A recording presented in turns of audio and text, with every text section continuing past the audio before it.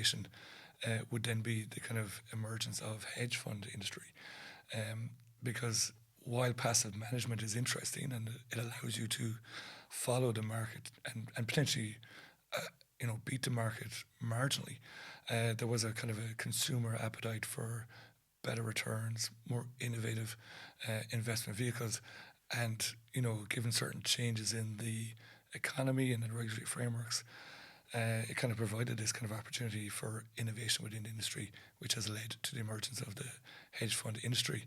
And we talked about a few drivers, but I suppose the unregulated nature of the hedge fund industry actually was a source of innovation. So allowed these types of vehicles to look beyond passive management, to look at the use of short selling, leverage, as the derivatives market started to kind of blossom and emerge. These kind of more sophisticated derivatives-based strategies started to emerge. And that facilitated innovation in the terms of financial engineering, the way in which these structured products were put together.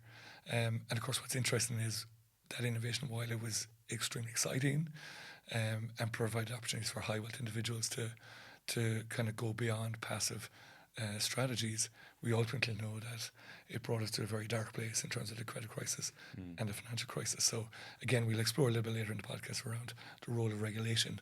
And again, that's key because again, we're coming with this hat on that we're wearing in terms of the Financial Regulation Innovation Lab.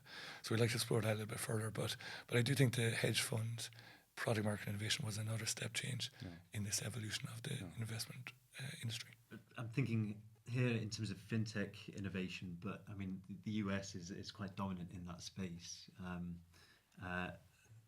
mean there's a variety of reasons for that. It might be the accessibility of VC funding, for example, amongst other things, regulatory setting. But I think in the UK we have London, we have Glasgow establishing themselves as kind of fintech centres. As well, just focusing on. I mean, in Glasgow, there's the big emphasis that within which our financial regulation innovation lab plays a part, which is this specialism in regulatory technology and compliance. And Glasgow is kind of carving a niche in that respect. So I think you will find that yes, these are global phenomena, but you will see areas that specialise in certain technologies, certain innovations.